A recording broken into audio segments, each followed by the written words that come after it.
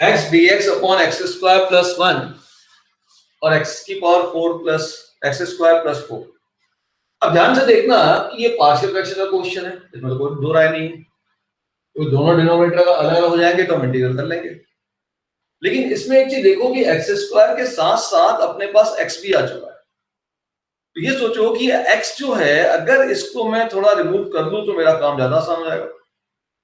और एक्स इसके डिफरेंशियल में आता है, क्लियर दिख रहा है, एक्स स्क्वायर के डिफरेंशियल में आता है। तो मैं और डिनोमिनेटर में एक्स स्क्वायर के टर्म मौजूद है।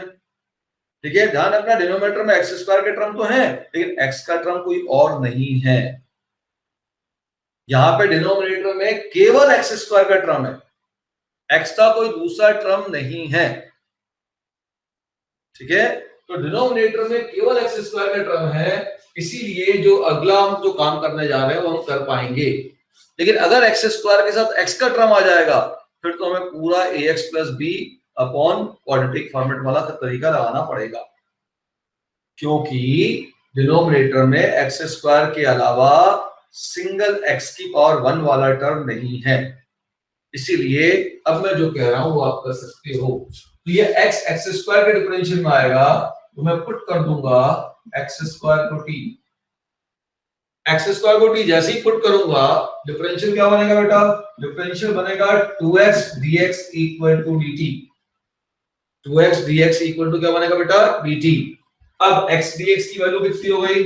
1/2 integral dt upon t plus 1 into t plus 4। ध्यान दीजिएगा आप integral with respect to t कर रहे हैं और नीचे भी t का टर्म आ गया और क्लियर दिख रहा है तो लीनियर वाला फॉर्मेट हो गया। ठीक है, तो अब इसमें हम लगा देंगे पार्शियल फ्रैक्शन लीनियर वाला। तो अब इसको अलग से निकाल दो, 1 upon t plus 1 into t plus 4। ठीक है, ये हो जाएगा a upon t plus 1 plus b upon t plus 4। चलिए क्रॉस करिए, वैल्यू निकालिए, आंसर निकालिए। बेटा ए और बी कितना आया? तो ए कितना आएगा? या तो क्रॉस पूरा मेथड करना तो क्रॉस मल्टीप्लाई करो और ऑब्जेक्टिव तरीका लगाना पिछली क्लास में बताया था मैंने क्या करना है। इसको t प्लस 1 को 0 पुट करो तो t की वैल्यू कितनी हो गई? -1। इसको छोड़ दो, बाकी सब जगह -1 पुट कर दो तो a की वैल्यू आ गई 1/3। देखो ध्यान से, इसको 0 पुट करो तो t की वैल्यू -4 आई, इसमें मत पुट करना, यहां पुट करना तो b की वैल्यू आ गई -1/3। अब मुझे इसको इंटीग्रेट करना with respect to t, integrate कर लीजिए। आई आपका सिंपल हो जाएगा 1/2 इंटीग्रल, ठीक है, 1/3 upon t plus 1 plus -1/3 upon t plus 4 dt। अब इंटीग्रेट कर दो तो बहुत सिंपल हो गया। 1/2 ब्रैकेट में 1/3 ln mod t प्लस 1। ध्यान रखिएगा इसको आप t को x से रिप्लेस नहीं करेंगे क्योंकि आप integral with respect to t कर रहे हैं। -1/3 ln mod t plus 4 plus c answer आ गया। अब t को वापस रिप्लेस करो इससे x स्क्वायर से, तो ये 1/3 भी कॉमन ले लो, हो गया 1/6 ln, ठीक है, mod ये हो जाएगा x square plus 1 upon x square plus 4। ये जाके इसका फाइनल आंसर है। अब जितना जल्दी लिख सकते हो लिख लो, मैं एक लाइन में लिख दूंगा। समझ में आ गया आपको? अब मान लो मैंने क्वेश्चन ऐसा लिया, ध्यान देना, इंटीग्रल ऊपर लिख दिया मैंने एक्स स्क्वायर प्लस 1, नीचे लिख दिया मैंने एक्स स्क्वायर प्लस 4 और यहां लिख दिया मैंने x square plus 9 dx।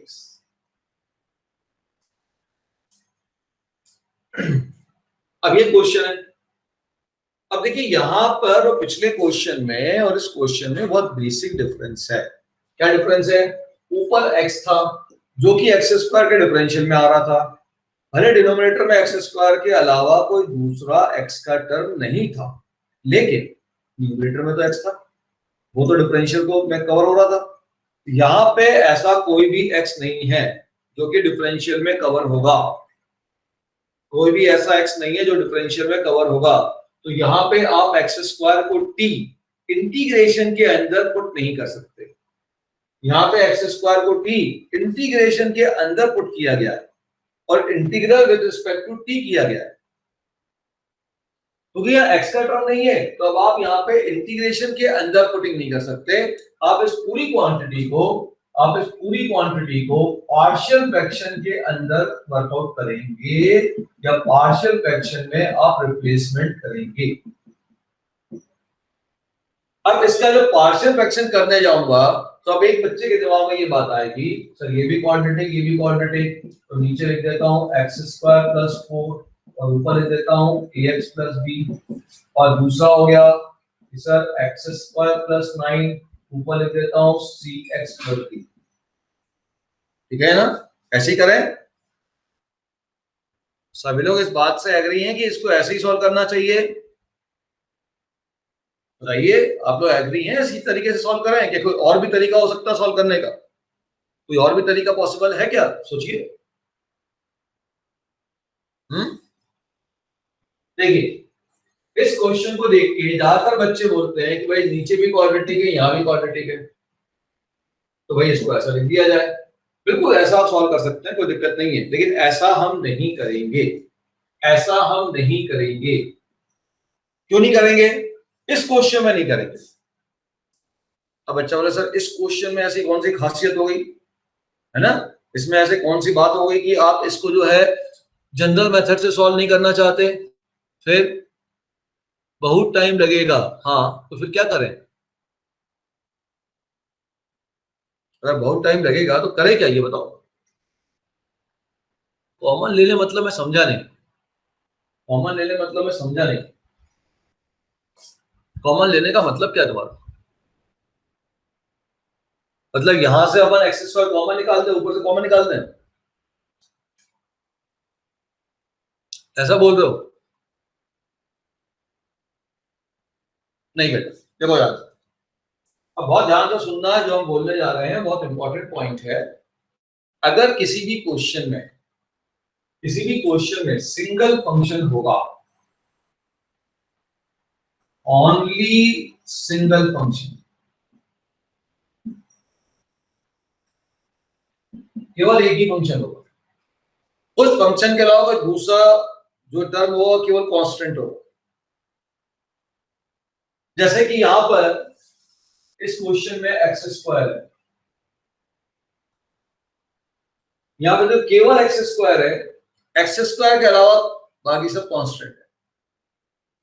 Single function होगा, x² का x³ भी हो सकता है, x4 भी हो सकता है, x² का साइन भी हो सकता है, लॉग भी हो सकता है, कॉस भी हो सकता है, कुछ भी हो सकता है। अगर केवल सिंगल फंक्शन होगा, ओनली सिंगल फंक्शन, ठीक है, तो ऐसे क्वेश्चनों के अंदर उस सिंगल फंक्शन को आप टी पुट करेंगे पार्शियल फ्रैक्शन में।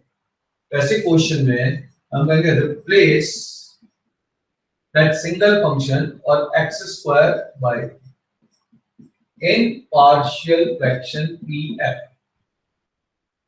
बहुत से बच्चे x² को टी पुट कर दे रहे हैं, लेकिन वो इंटीग्रल में नहीं करना, तो भी चलेगा। तो ये जो पार्शियल फ्रैक्शन क्रिएट हो रहा है, इस पार्शियल फ्रैक्शन में अब देखिए ये तो लेना ही नहीं, ये तो भूल गए, ये तो करना ही नहीं, इसको तो हटाइए। अब ये लिया, इसमें ध्यान से देखिए, इसमें आपके पास केवल x² आ रहा है, इसमें केवल x² आ रहा है, तो आप x² के अलावा क्या है? केवल कांस्टेंट, कोई और फंक्शन तो है ही नहीं, सिंगल फंक्शन आ गया, ओनली वन फंक्शन आ गया, वन टाइप का फंक्शन आ गया। ठीक है ना, तो आप x² को यहाँ पे क्या करेंगे? टी पुट करेंगे। x² क्या करेंगे बेटा? यहाँ पे टी पुट करेंगे। ठीक है, तो x² को टी पुट करेंगे या रिप्लेस करेंगे x² को t से, तो ये पूरी क्वांटिटी बन जाएगी t+1 upon t+4 into t+9। अब ये क्वेश्चन लीनियर में कन्वर्ट हो गया, ये क्वेश्चन किसमें कन्वर्ट हुआ? लीनियर में कन्वर्ट हुआ। ठीक, अब इसको हम लिख देंगे a upon t+4 plus b upon t+9। चलिए a भी निकालिए, इंटीग्रेट करिए। क्या आया a और b? a की वैल्यू कैसे निकालोगे? a के नीचे वाले को 0 पुट करो, t की वैल्यू कितनी आई? -4। यहां मत पुट करो, यहां पुट कर दो -4।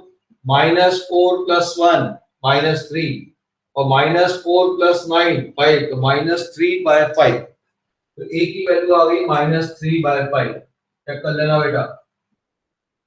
b की वैल्यू t की जगह -9 पुट करो -9 + 1 -9 + 1 कितना हुआ -8 और -9 + 5 ये 4 ये हो गया -5 -8/-5 हो जाएगा 8/5। अब क्या करूं उसको इंटीग्रेट कर दूं तो आंसर किस में जाएगा लॉग में जाएगा। बोलो आंसर किस में मिलेगा बेटा लॉग में मिलेगा आया ना। आंसर किस में मिलेगा भाई अब तो उसको इंटीग्रेट करो लॉग में आंसर मिलेगा ना। ना ध्यान दो। अच्छा ये बताओ इसको किसके रिस्पेक्ट में इंटीग्रेट करूंगा t+4 को अगर मैं t के रिस्पेक्ट में इंटीग्रेट करूंगा तब लॉग मिलेगा। इसको मैं t के रिस्पेक्ट में इंटीग्रेट करूंगा तब लॉग मिलेगा। क्या आपने कहीं dt क्रिएट किया है dt तो क्रिएट ही नहीं किया है तो इसका मतलब आपको इंटीग्रेट किसके रिस्पेक्ट में करना है x के रिस्पेक्ट में करना है। इंटीग्रेट किसके रिस्पेक्ट में करना है बच्चे x के रिस्पेक्ट में इंटीग्रेट करना है। आपने dx को तो कहीं चेंज किया ही नहीं है। इसका मतलब क्या हुआ इसका मतलब ये हुआ कि मुझे इस पार्शियल फ्रैक्शन के बाद आपको इंटीग्रेशन से पहले t को किससे रिप्लेस करना पड़ेगा वापस t को किससे रिप्लेस करना पड़ेगा वापस x² से रिप्लेस करना पड़ेगा। क्यों क्योंकि मुझे तो integral with respect to x करना है। dt कहीं क्रिएट हुआ है क्या आपका ये जो हमने रिप्लेसमेंट किया है this is the replacement in partial fraction लिखा है मैंने बड़े बड़े अक्षरों में। ये जो रिप्लेसमेंट है this is the replacement in partial fraction. ध्यान दीजिए जो पार्शियल फ्रैक्शन में रिप्लेसमेंट है बेटा। तो अब यहां पे ध्यान देंगे वापस p को रिप्लेस बैक करोगे x² से तो replace back p/x²।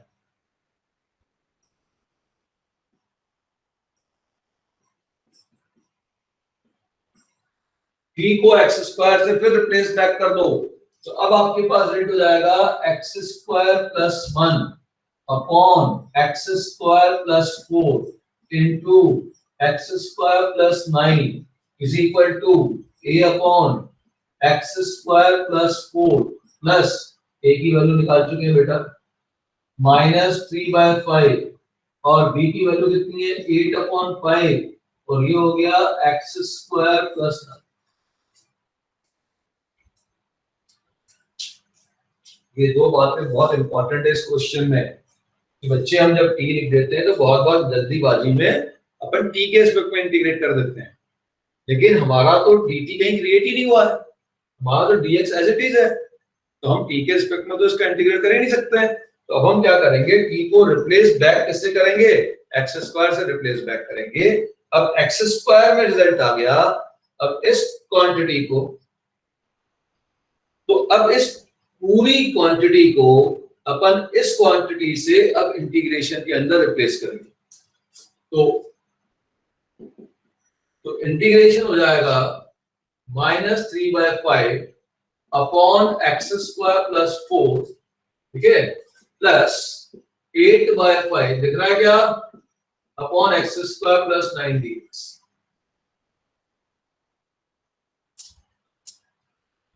So now this will be equal to अब -3/5 तो बाहर निकाल दूं x² + 4 को लिख देता हूं तो -3/5 dx upon x² + 2 square plus 8/5 integral dx upon x² + 3 square.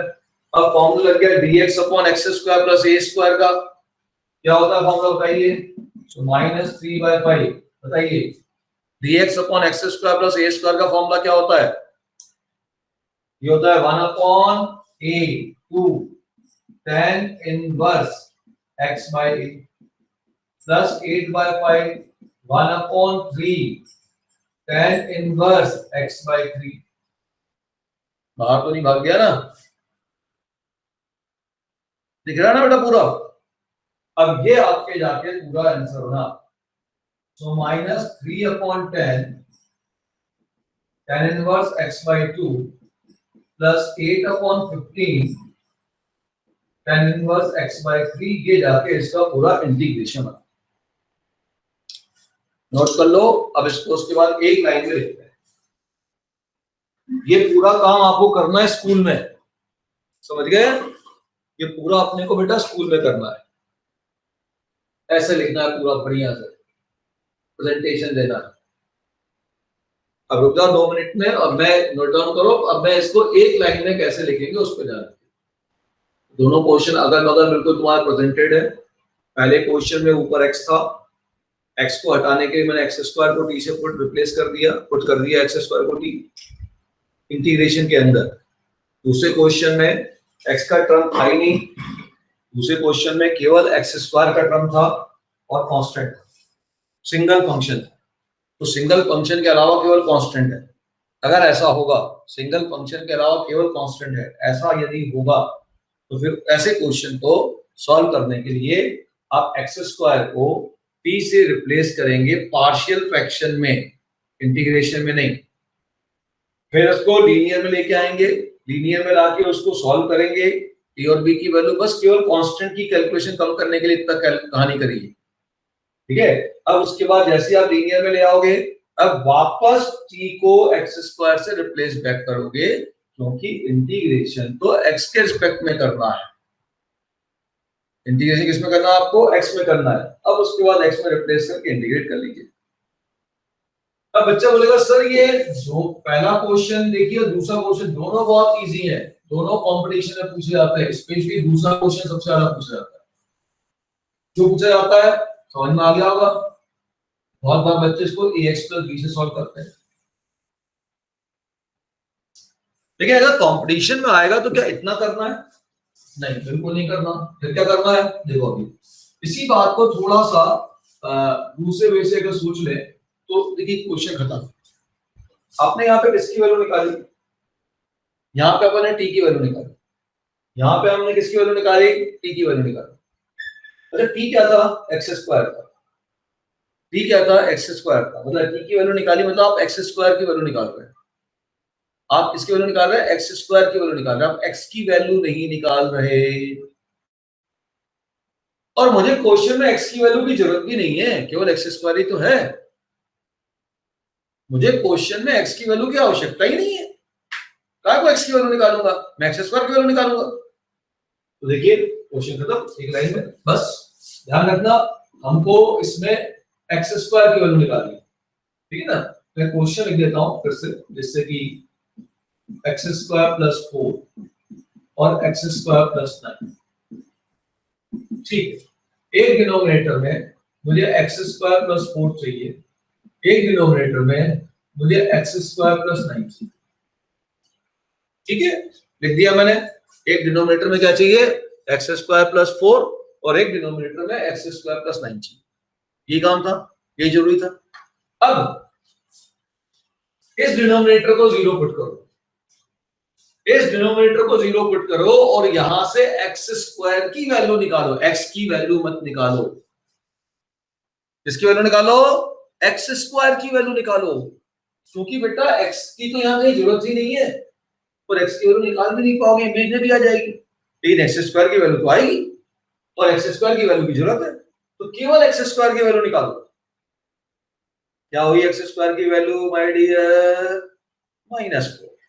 ये जो -4 x स्क्वायर की वैल्यू आई है, इसको छोड़ के बाकी सब जगह x स्क्वायर की जगह -4 रख दो। तो भैया x स्क्वायर की -4 रख दिया, तो -4 + 1 ये हो गया -3, और यहाँ -4 + 9 हो गया 5, ये आ गया। अब यहाँ पे इसको भी 0 पुट करके x स्क्वायर की वैल्यू निकालो। क्या ये x स्क्वायर की वैल्यू? -9, यहाँ पुट करो तो -8 डिवाइडेड बाय -5, ये आ गया बच्चे। इसको इंटीग्रेट कर दीजिए, क्वेश्चन खत्म।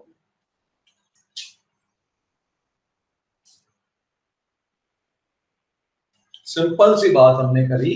अरे बेटा इसमें हम क्या कर रहे थे? एक्स स्क्वायर को डी से रिप्लेस कर रहे थे, टी की वैल्यू निकाल रहे थे, है ना। लीनियर दिख गया तो हाँ साहब लीनियर दिख गया तो अच्छी बात है, लीनियर का काम कर दिया। अरे बेटा टी का मतलब किसकी वैल्यू निकाली, एक्स स्क्वायर की तो निकाली है ना। तो हमने दूसरे उसमें क्या किया, सीधे एक्स स्क्वायर की वैल्यू निकाली। लेकिन स्कूल में अगर एक क्वेश्चन आता है 2 नंबर का 4 नंबर का कुछ भी आ सकता है, तो बेटा ये पूरा लिखना है। कंपटीशन में आता है केवल इतना करना है, ये पूरा लिखने का कार्यक्रम करना ही नहीं। समझ में आ गया। अब इसके बाद तो इंटीग्रेट कर लोगे। चलिए अगला क्वेश्चन प्रैक्टिस का क्वेश्चन लिखो, इंटीग्रल प्रैक्टिस करिए, इस क्वेश्चन की प्रैक्टिस करिए। इंटीग्रल, ठीक है, x square upon x square plus 16 into x square plus 25। Answer दीजिए। एक लाइन में आंसर चाहिए, 2 लाइन भी नहीं चाहिए मुझे, सीधे आंसर लिखना आप। आंसर करिए फटाफट। Integral dx upon x square plus 1 x square plus 2 x square plus 1 4 और यहां कर देता हूं -9।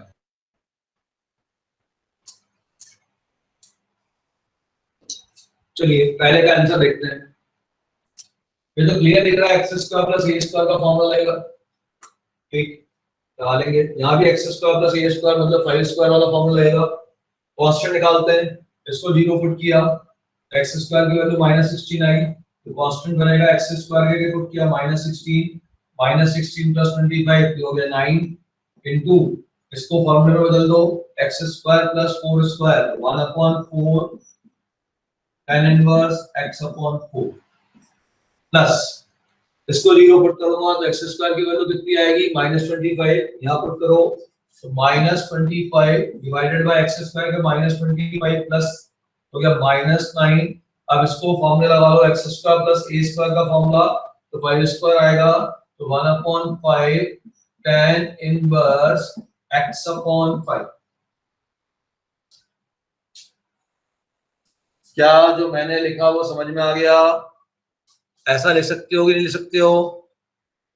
अगर लिख सकते हो तो अगले में जल्दी से लिख के दो आंसर।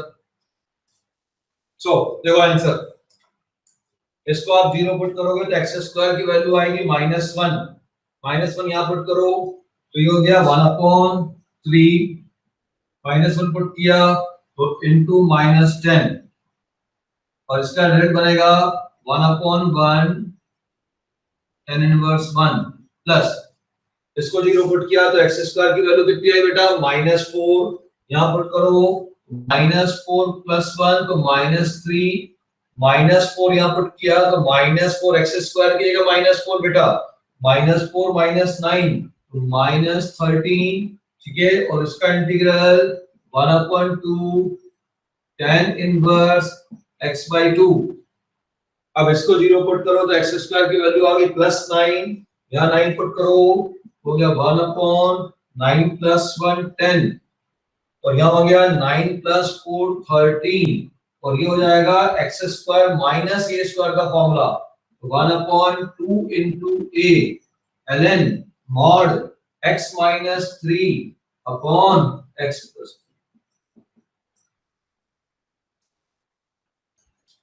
क्या ये समझ में आया आप लोग के? क्या ये सभी के समझ में आया? कोई डाउट तो नहीं है किसी बच्चे को? बोलो कोई डाउट है क्या? समझ में आ गया? चलिए अगर ये ध्यान से देखना, मैंने यहाँ पे एक चीज जानबूझ के एक्स स्क्वायर -9 दिया था। आप में से कितने बच्चों ने ये सोचा कि इसको ए स्क्वायर - बी स्क्वायर से ब्रेक करें? किसी ने सोचा ऐसा कि ब्रेक करना चाहिए? नहीं सोचा? नहीं सोचा तो बहुत अच्छा सोचा। क्यों? क्योंकि अगर आप इसको ब्रेक कर देते तो एक्स स्क्वायर के साथ एक्स का टर्म भी आ जाता, तो फिर ये जो अभी टेक्निक अपन अप्लाई कर रहे हैं फटाफट वाली, ये नहीं लगती। ये कब लगेगी? जब केवल एक ही प्रकार का फंक्शन होगा, ठीक है ना। अगला क्वेश्चन देखो, जल्दी से आंसर देना आपको। इंटीग्रल dx अपॉन x की पावर 4 माइनस 1। अगला क्वेश्चन, फिर फटाफट आंसर देना बेटा। Integral dx upon cos x into 1 plus cos x। दोनों क्वेश्चन का फटाफट आंसर दो। इसको तुमने ब्रेक करके क्या लेना, इसको ब्रेक करके अपन ये लिख सकते हैं x square minus 1 into x square plus 1। सबने लिखा, ये सबने लिखा कि नहीं लिखा? इसके बाद इसको और ब्रेक कर सकते हैं, इसको अब हम फिर लगा सकते हैं ए स्क्वायर माइनस बी स्क्वायर, यहाँ पर भी इसको लिख सकते हैं x minus 1 into x plus 1 into x square plus 1। सबने यहां तक लिखा या नहीं लिखा? कितने लोगों ने यहां तक लिखा? कितने लोगों ने यहां तक लिखा? आदित्य कह रहा सर सिंगल फंक्शन नहीं रहेगा, पहले वाले तक ही लिखा। ध्यान दो बेटा नितिन, देखिए हम नॉर्मली ऐसा चाहते हैं ना कि जब भी ए स्क्वायर माइनस बी स्क्वायर लगाते जाए लगाते जाए लगाते जाए। लेकिन यहाँ पे ध्यान दो बेटा कि यहाँ पे एक्स स्क्वायर के अलावा कोई दूसरा एक्स का टर्म नहीं है। यहाँ पर एक्स स्क्वायर के अलावा कोई दूसरा एक्स का टर्म नहीं है, ठीक है? इसका मतलब यहाँ पे अपन ये वाला तरीका अडॉप्ट कर सकते थे, लेकिन जैसे ही आपने ऐसा लिख दिया, अब एक्स स्क्वायर के साथ एक्स आ गया, अब यहाँ पे ये शॉर्टर तरीका अप्लाई नहीं कर सकते। अब यहाँ पे तो पूरा कैलकुलेशन करना पड़ेगा और बेटा मजबूर हो जाओगे इसके ऊपर भी ax प्लस बी लिखने के लिए। समझ गए? तो अगर सिंगल फंक्शन दिखता है कहीं पर भी, जैसे यहाँ एक्स स्क्वायर केवल दिख रहा है, एक्स नहीं दिख रहा, तो बिल्कुल चुपचाप वहीं तक रुक जाना जहां तक सिंगल फंक्शन है। समझ गए? अब इसके बाद इंटीग्रेशन कर लो बेटा, क्या आएगा इंटीग्रेशन बताओ जल्दी मुझको। ये बहुत इंपॉर्टेंट कॉन्सेप्ट है, इस पर भी और 3-4 क्वेश्चन अभी लूंगा मैं। अब जो क्वेश्चन आ रहे हो ट्रिग्नोमेट्री वाले आएंगे, दिखेंगे ट्रिग्नोमेट्री के लिए, घूम फिर के इस फॉर्मेट में कन्वर्ट्स होंगे और वो सब क्वेश्चंस आपके कंपटीशन के हैं। एनसीईआरटी में भी वैसे 1-2 क्वेश्चन दिए हुए हैं। हाँ जी, क्या है आंसर जल्दी बताइए इसका। कांस्टेंट निकालिए, कैसे निकालोगे? अपना टेक्निक लगाओ, इसको 0 पुट करो, एक्स स्क्वायर की वैल्यू निकालो। एक्स की वैल्यू नहीं निकालनी, एक्स स्क्वायर की। क्या एक्स स्क्वायर की वैल्यू? 1। यहां से इसमें पुट कर दो तो 1/2। अब dx upon x square minus a square का फॉर्मूला लग गया, फॉर्मूला लगाओ 1/2 into a 1 ln mod x minus 1 upon x plus 1 plus इसको 0 पुट करो, एक्स स्क्वायर की वैल्यू क्या आई? -1। यहां पुट करो -1 -1/2 और एक्स स्क्वायर प्लस ए स्क्वायर का फॉर्मूला लगा लो 1/a 1 tan इनवर्स xy। ये आंसर बोलो। cos x और 1 प्लस cos x को पार्शियल फ्रैक्शन से अलग करके कर देंगे इंटीग्रेट, क्योंकि फिर sec x बन जाएगा और वही 2 cos स्क्वायर x/2। चलो देखो आंसर, यहां पे ध्यान से देखो, सिंगल फंक्शन मैंने बोला था, अभी तक वो सिंगल फंक्शन जितने क्वेश्चन लिए उसमें वो केवल एक्स स्क्वायर था। अब यहाँ पे वो जो सिंगल फंक्शन है वो एक्स स्क्वायर नहीं बल्कि cos x है, वो सिंगल फंक्शन cos x है। अब इसको 0 पुट करो तो cos x की वैल्यू 0 यहां पुट कर दो तो वैल्यू हो गई 1 अपॉन cos x आएगा, हो गया partial fraction. 1 upon cos x आएगा, 1 अपॉन cos x का इंटीग्रल sec x का इंटीग्रल हो गया ln mod sec x plus tan x plus इसको 0 पुट करो, cos x की वैल्यू निकालो, cos x की वैल्यू क्या आई? -1। यहां पुट करो तो 1 अपॉन -1। अब इसका इंटीग्रल करो, 1 प्लस cos x को आप ले सकते हो 2 cos स्क्वायर x/2, याद हो तो 2 cos स्क्वायर x/2 तो 1/2 बाहर, sec स्क्वायर x/2 तो 1/2 sec स्क्वायर x/2 का इंटीग्रल tan x/2 और x/2 की कोफिशिएंट से डिवाइड कर दो, ये हो गया आंसर। कोई दिक्कत? फिर से सुनो, केवल कॉस का फंक्शन था, केवल कॉस का फंक्शन था और कोई इसके अलावा फंक्शन नहीं था, बाकी सब कांस्टेंट था, मतलब ये स्पेशल केस हो गया। इसको 0 पुट किया तो cos x की वैल्यू 0 आई, इसको यहां पुट किया तो 1/1 + 0 मतलब 1। अब ये cos सेपरेट हो गया है, 1 cos x का इंटीग्रल, cos ऊपर गया, sec x का integral log sec x + tan x, plus इसको 0 पुट किया तो cos x की वैल्यू -1 आई, यहां पुट किया 1/-1। अब ये हो गया सेपरेट, 1/1 + cos x का इंटीग्रल, तो 1 + cos x का इंटीग्रल, तो 1 + cos x का फॉर्मूला होता है 2 cos² x/2, ठीक है। 1 नीचे डिनोमिनेटर में आएगा 2 cos² x/2, 1/2 cos² x/2 ऊपर गया sec² x/2, sec² x/2 का इंटीग्रल tan x/2 और x/2 में जो x का कोएफिशिएंट था उसको डिवाइड किया 1/2, ये काट दीजिए, ये इसका आंसर।